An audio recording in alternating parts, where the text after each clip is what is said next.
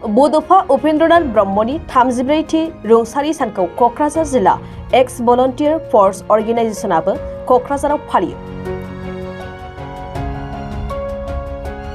दिनै 1 मे बड'फा उपेन्द्रनाथ ब्रह्मनि 34थि रुंसारि सानखौ गुबुन गुबुन जायगाफोराव गुबुन गुबुन आफादफोरा फालिनाय बायदिनो क'क्राझाराव क'क्राझार जिल्ला एक्स भलन्टियार्स फर्स अर्गेनाइजेशनाबो फालियो। क'क्राझार जिल्ला एक्स भलन्टियार फर्स अर्गेनाइजेशननि आफादगिरि राजा तिलक ब्रह्मआ आफादनि फिरफिलाखौ बिरहोनायजों जागायनाय बे हाबाफारियाव बड'फा उपेन्द्रनाथ ब्रह्मनि सावगारियाव मिरु एक्स भलन्टियार फर्स अर्गेनाइजेशननि आफादगिरि दलेन कुमार ब्रह्मआ बिबार बावजेनो। फैगौ समाव बड'फानि आलादा रायजो बड'लेण्ड सोरजिनायनि सिमांखौ जाफुंहोनो थाखाय एक्स भलन्टियार फर्स अर्गेनाइजेशना मैखोमै खामानि मावलांनो थाखाय दिनैनिफ्राय समायखिरा लाबाय होननानै रोखायै फोरमायो राजा तिलक ब्रह्मआ। दिनै जोङो क'क्राझार जिल्ला अल बड' एक्स भलन्टियार फर्स अर्गेनाइजेशना बड'फानि थैनाय सान फालिनाय जादों। बे फालिनायाव जोङो बिथांनि मुसुखायाव बिबार बावनाय हाबाफारि लादों।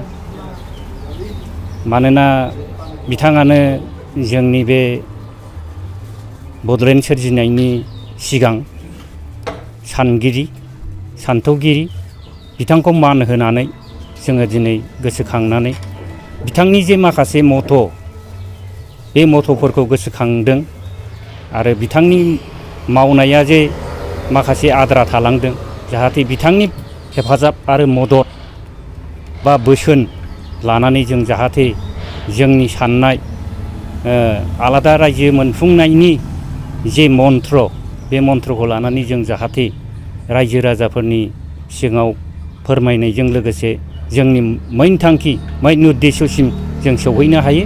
बे असिलाखौ लानानैनो जोङो दिनै अल बड' एक्स भलन्टियार फर्स अर्गेनाइजेशननि फ्लेगखौ गाहायाव दोननानै दुखु फोरमायनायजों लोगोसे जोङो समायखिरा लायो जे जोङो बिथांनि मथ'जों सोलिनानै जाहाथे जोङो मोनफुंनांगौ आलादा सेपारेट स्टेट बड'लेण्ड बेखौ मोनफुंहैनो हायो।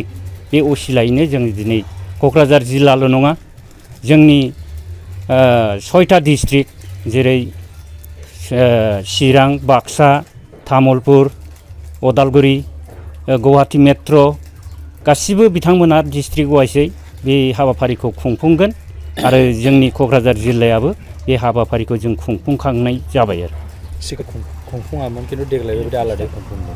बेखौ जोङो आगोलहाय जों खुंफुंनाय जायाखैमोन जिहेथु जोंनि अर्गेनाइजेशना बोसोरसेनि एसेल' थांदों हिसाबै जोङो देग्लायनिफ्राय स्टार्ट खालामनानै जेब्लासिम जोङो बे आफादा थांनानै थागोन बे हाबाफारिखौ जों मावफुंलांबाय थानायखौ थिरांथा लानाय जाबाय।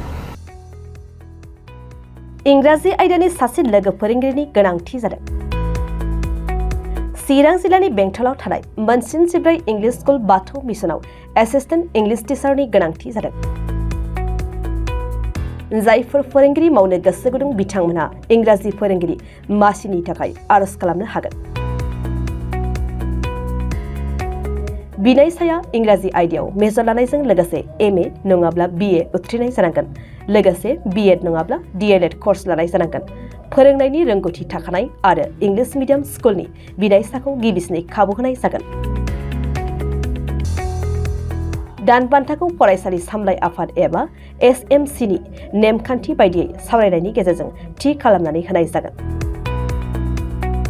गनायजाथाव बिनायसाफोरा गावनि रोखा फोरमायथिजों आर'ज बिलाइखौ 7002873919 मबाइल नम्बरनि गेजेरजों WhatsApp एपआव दैथायहरनो हागोन। सायख'जानाय एबा थिसनजानाय फोरोंगिरिया स्कुल केम्पासनि सिङावनो थानांगोन। बांसिन रोखायै मिथिनो थाखाय बाथौ मिशन कमिटिनि नेहाथारिजों 9101545633 मबाइल नम्बराव फोनांजाब खालामनो हागोन।